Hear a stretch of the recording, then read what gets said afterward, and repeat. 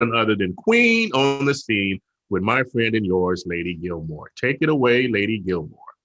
Peace and good day, Pastor. Pray all is well this morning. We all need to look outside and look at that bright sunshine. And my usual on Saturday morning is the Lord pop these big eyes open to start me on my journey. I'm so excited about today. I have two new daughters, everybody, two new daughters. And I'm so excited. And we have a special guest with us today, Denise Jenkins, Beyond Abuse Project. And we're going to tie all this in together.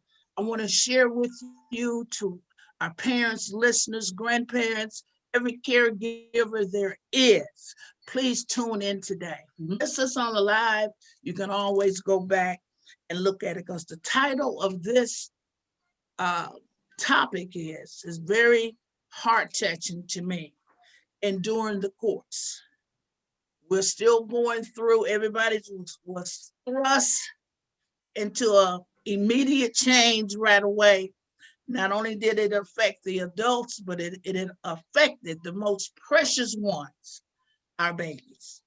And we have two young ladies here that have picked up, it's nothing like picking up the baton. They picked it up and they carried it on themselves, their generation. So at this time, daughter Ebony, welcome to Queen on the Scene. Lord help, daughter Odiri, welcome to Queen on the Scene. I've been practicing, daughter. I've been in the mirror practicing your name because I don't want to mispronounce it. And welcome to Sister Denise. We will begin with daughter Ebony this morning. Ebony, you do your intro and tell us about you and where you're going this morning. I do have the questions, but I'm going to let you go first. Okay. So I am Ebony Hall. I go by the name of Ebony J. I am a licensed independent clinical social worker. I'm also the managing director / founder of Enduring the Course private practice / nonprofit. And I'm excited today. I'm actually live from Houston for my first stop on a I think 7-city book tour, which I'm able to bring the book Enduring the Course to all the 7 cities. So Amen. Amen. Amen. Go ahead, daughter. Daughter Odiri.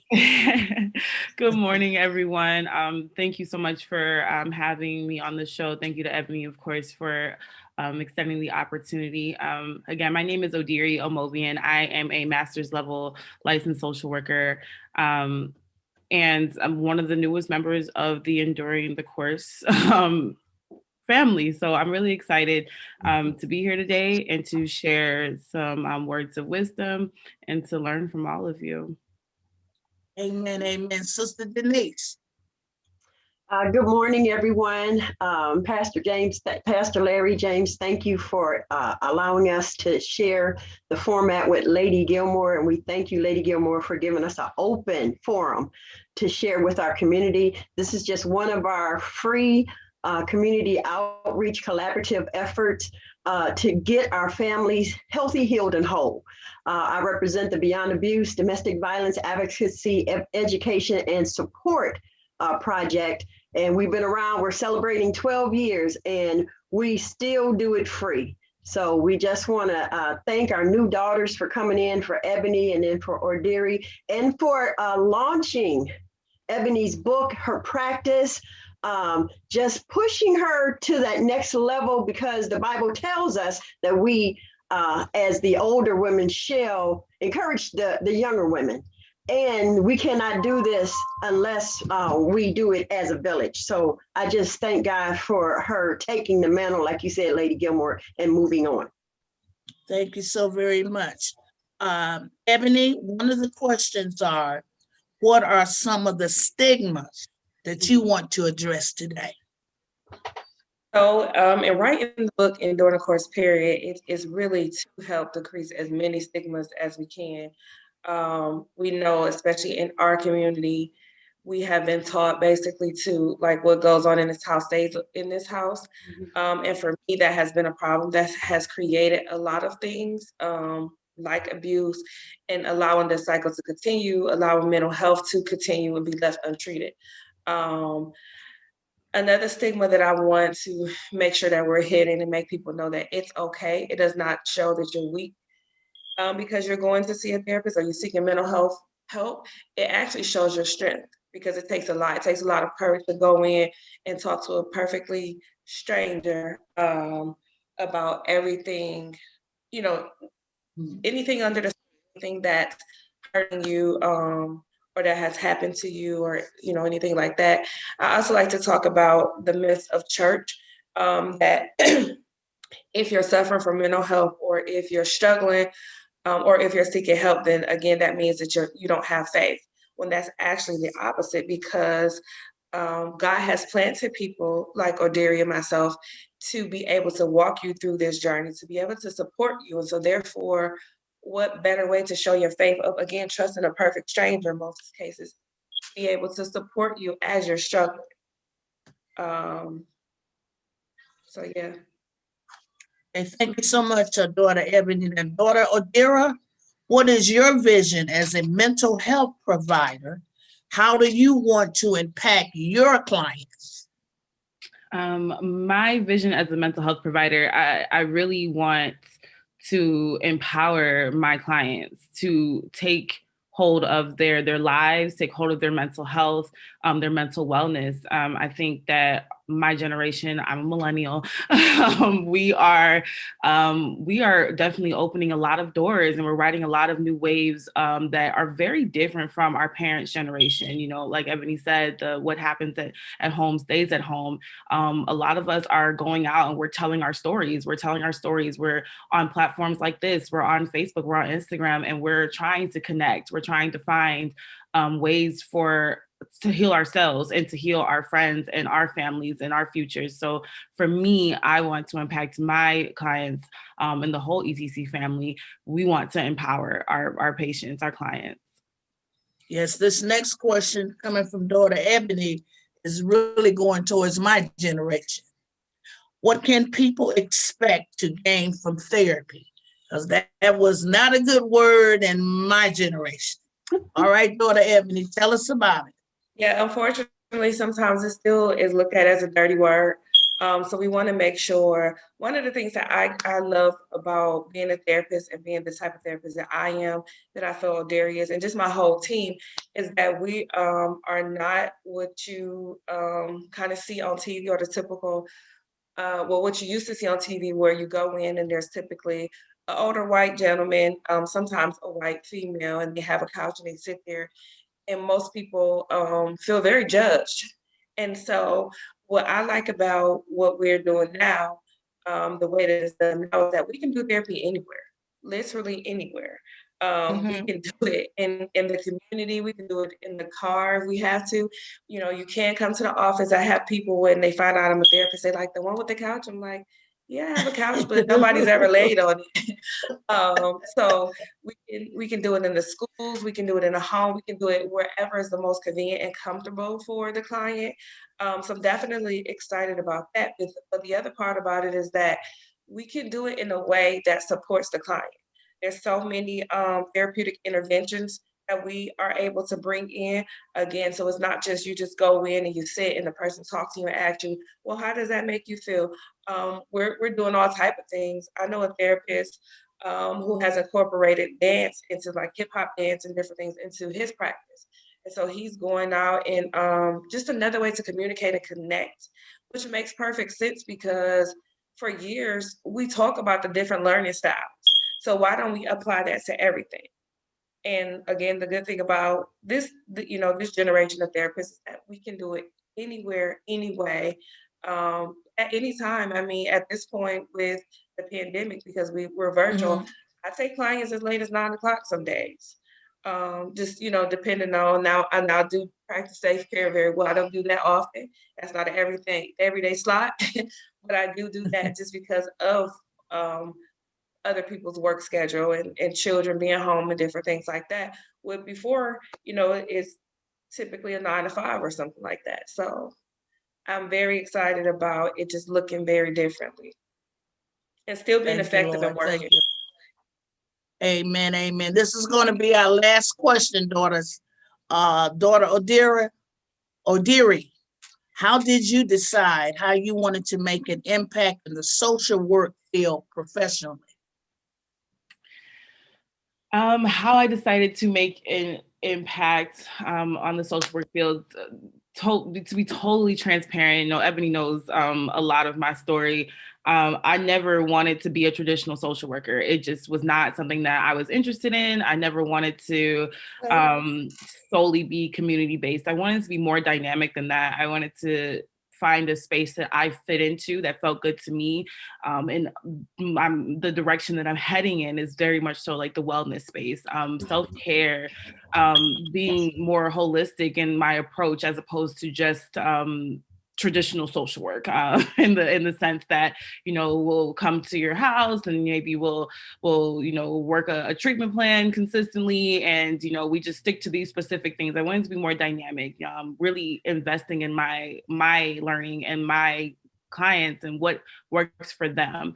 And so as I continue to work through what that looks like, every day is something different. It's listening to podcasts, it's talking to Ebony, it's reading, and it's reading things that aren't just textbooks. They're clinically based, but I'm finding more ways to dynamically impact my generation and my clients. So just trying to make it my own in every way that I can. Oh, that's so good. Sister Denise? Yes, ma'am. I want to say I appreciate the young women of the millennial generation for stepping up, and in a way for us as leaders and community leaders and entrepreneurs, practitioners and parents, we need to support not just their efforts, but the efforts of the community again. Our children are in crisis, so we're going to be hosting next week these same two young women at a free community outreach event. It's going to be on Zoom. It's absolutely free. We're going to be debunking the mental health stigmas as we address our children's state of mind. I think it's important that our children who are suffering, I have noticed as a practitioner that teen violence, teen suicide, as well as just a disconnect from society itself. That's what our children are happening. We're getting calls now that 5-year-olds and 13-year-olds are wanting to commit suicide. That's not normal, families. We need to help our children. And I thank God that we don't have to do it in the dark anymore. When we were growing up, there was no one to help us. It was always in the closet. It was that thing. If it happened at home, it stayed at home. You didn't tell your neighbor what was happening. That mental health was something that was dirty and nasty, and that we weren't supposed to tell our families or communities. We were supposed to keep that little secret. But children, if you're listening to us, please log in next Saturday. Go on Facebook, go on Twitter. You'll find us. You'll find Enduring the Course, Ebony J. You'll find the Beyond Abuse Project. Lady Gilmore is on social media. Hit that link. It's absolutely free. Tell your parents you need help. And then parents, grandparents, aunties, uncles, my dears, anybody. Y'all need to join us next week. It's absolutely free. It's at 10 o'clock. The link is on the link will be on their website, Enduring the Course. And the link is on Facebook. So we're sending it out. It is free. Please join us. Please help our children survive through the COVID-19 pandemic. Amen, amen, amen. All right, daughters and my sister, we then went through the protocol of writing it down, asking questions. Now we getting ready for real shift gears, 250 degrees. Everybody touch your heart. We getting ready to speak from the heart now. Oh, we about to get down with the get down, because my babies is suffering. We getting ready to put this menu, this finished touch. I already turned the oven on. It's been preheated to 375. We getting ready to do what the young folks say. We getting ready to turn it up and during the course. So we're going to start with daughter Ebony. share some fine-tuned information that's going to help at this particular moment? So for me, it's just simply that you don't have to struggle alone. The book Enduring the Course is a very, very easy read. It's a very call to action read. And it kind of takes you step by step, what to do, how to do it, and who to call if you don't know. So my biggest thing is just knowing you don't have to do it alone. So that inspired you to write the book? Absolutely. I had enough clients and parents, especially parents, who are like, I really, really want to help my child, and I just don't know where to start. I don't know what to do. Sometimes I'm scared to talk to family or friends because I don't want them to say that, me or my child is crazy, or that my parenting is bad, or different things like that. So hopefully something like this provides a safe space for people to know, like, no, there's a lot of us who deal with this. Actually, all of us deal with mental health in some form or fashion. And so this is just letting you know, here's places, here's people, and here's people that look like you, which is very important because, it's just a different ball game sometimes when the people don't look like you. So here you have, a team of people that look like you said, no offense, but that are on the younger side in a lot of cases. And so sometimes we can relate a lot to you, but also understanding that there's still wisdom and knowledge in everybody. Amen, amen. Daughter Odiri? Ebony, that was a fantastic way to explain, what our goal is for next Saturday. Definitely. I would also echo that, not only to let you know that you don't have to do it alone, but it's okay to do it the way that feels good to you. How to go about, finding a therapist, how to, maybe some resources that, you can look into yourself and start to read up on things, understanding that, this is your journey. And as you choose to go on your journey, it's okay to go the pace that you need to go. But in order for the work to get done, you have to endure the course. You have to let the things, you have to feel all of the things, you have to be brave, and really making sure that, our clients, their families feel empowered and heard and seen and understood, that it's a lot, but there's no right or wrong way to do it, but we got to start somewhere. And daughters, this is teachable moments. Years ago, when I got into my community work, I had to teach and change the word nosy. I said, no, we're not being nosy, because that's where we were taught. Nosy neighbors, nosy people. So now it took me a while, and the word that I use is concern. We're concerned about when we see black eyes, when the children when we see all these different signs, we're concerned. And most of all, mommy, we're concerned about you. So it took a while. So that's a word that helps bridge the gap, that you all are not being nosy enduring the course, because we got to endure somewhere. And it's a teachable moment. And as you daughters know, in your practices, they'll slowly begin to open up. They'll slowly begin to get comfortable. And they'll slowly begin to feel that, yes, Odiri and Ebony is not being nosy. They want to know how I feel. And that's a huge stigma that we have dissected and brought other ingredients into the menu, the course of meal, to help them. We really, really appreciate you all. It's going to get more in depth next week. Now we're giving them a taste today. Oh, taste and see. We breaking bread today, but we're going to do more than breaking bread next week. Sister Denise, what do you have to share, please? Well, as always, Beyond Abuse Project asks the question, are you safe?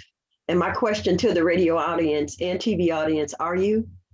Children, are you safe? Parents, we know your language, but we do not know our children's language. That's where Ebony and Odiri come in. There's a whole different level of culture that we're dealing with social media, and just with not knowing how to touch them the way that we touch the parents. Now, parents, we're not leaving you out. So we want you to come and listen and learn. We want you to glean from these women. We want you to hear what your children are saying and the ways that they are speaking. When I was growing up, like you said, Lady Gilmore, the vocabulary was different. So now we have to learn from them. It's not a bad thing to learn from our young people. I applaud them. I want to sit next to them and learn everything I can. I want to read her book and understand. And as far as this book, I sowed a seed into her, and I challenge all of my colleagues to go to her website and purchase a book. It is an easy read. It is very, very good. It's nurturing. It's knowledge, wisdom, and understanding, like the Bible tells us. So I challenge you. And I also, with the seed that I sowed, I have 2 books left. So if you contact me, I'll get the book to you when you come to our Zoom conference next week. You'll actually be able to follow the conversation. You need to read this book. It's informative. It will help you. It will start you to enduring the course. And it's not a big, huge book. 96 pages. All we have to do is divide 24 into 96, and you can read it in segments at your leisure time. It's a very, very informative book. And to see our young people, this is what I asked the Lord to let me stay here. Amen. See my babies nourish, grow, blossom, and they blossom with books, education. Both of you new daughters, LSW-S. Is that right, daughter Ebony? I'm an LISWS. Slow down and say it, because I want my babies to get it, because they going to school. I'm a LISWS. And can you tell us what that means, please? So it's actually the highest license you can get in the, as far as a counselor or social worker. It's just said that I'm independently licensed and I can supervise other counselors and social workers. Amen. See, that's what I'm talking about. All right, daughter Odiri. Tell me about your titles, your education.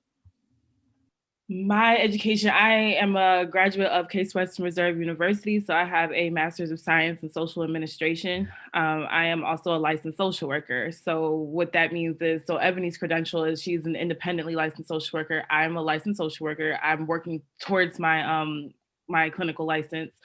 So in that process, you have to get 150 hours of supervision from someone like Ebony that is licensed to supervise. And so I've completed that. It's just a matter of getting my clinical license. So that's where my education comes from. Now you see how these young people doing? Marrying their education together, doing this together, collaborating together, so we both can reach not just the common goal, but we can endure the course. Thank you, Sister Denise. Well, you know that I am a prevention specialist and consultant. I am back in school to get my master's degree. I want everybody to know that you're not too old or too young to continue your education, and you should come out of COVID better than you went in. So for all of my sisters and brothers who are sitting there watching TV, can't figure out what they want to do, what's the next move, pick up a book. Enroll in a class. One of our senior facilitators, C. Holloway, she just started her new business, and she's doing expressive arts therapy. And I'm so proud of her because she has taken the mantle and we're collaborating. We're going to help each other win this.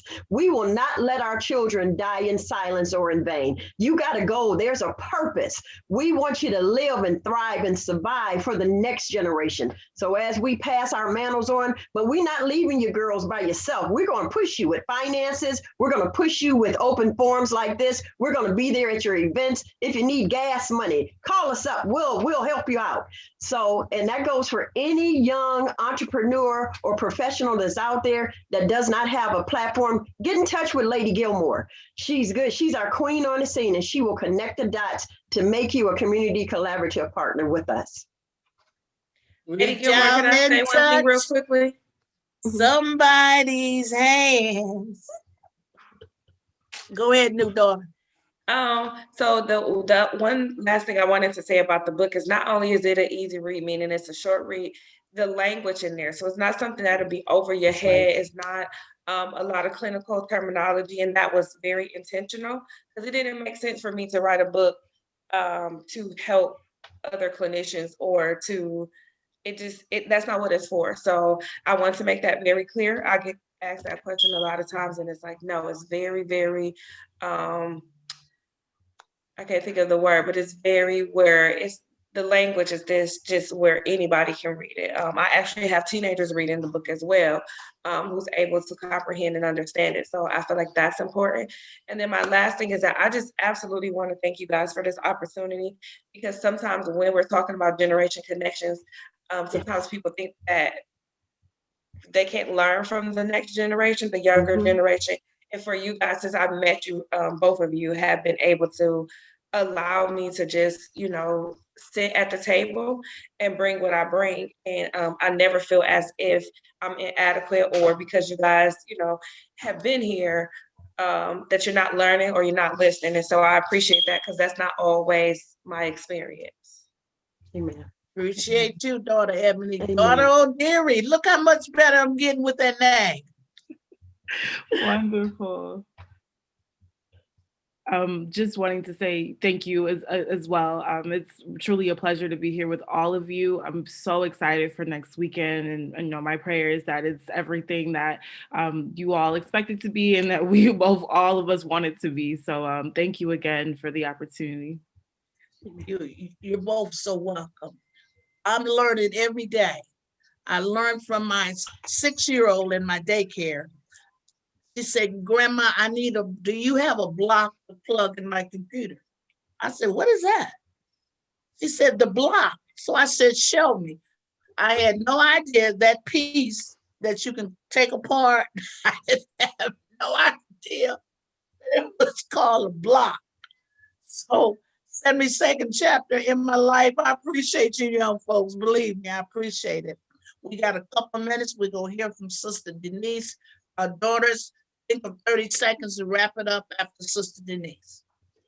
Okay. Just again, please join us next Saturday at 10 p.m. That's April 10th. We're having a Zoom conference. It's absolutely free. We're going to be debunking the mental health stigmas. Our theme is our children's state of mind. Is really important. Also, Beyond Abuse is still up and running. We're in action. Carol Van Leer is doing the virtual courts for all domestic violence victims who need a way to escape. We have C. Holloway, who is helping us with her new business, as well as one of our daughters with Beyond Abuse, Lady Gilmore. You know where we are. You guys can find us anywhere. And if you can't get out, if you can't get in touch with any of us, call 911. You don't have to wait for us. Call 911, 211 and get out. You are not alone. There's resources out there. So we love you. We thank you. And we'll see you next week. Amen. Amen. New daughters, do you all know reach out and touch somebody's hand? Yes. All right. Let's close out with that. Reach out and touch somebody's hand. Make this world a better place. If you can, reach out and touch somebody's hand. Make this world a better place. If you can.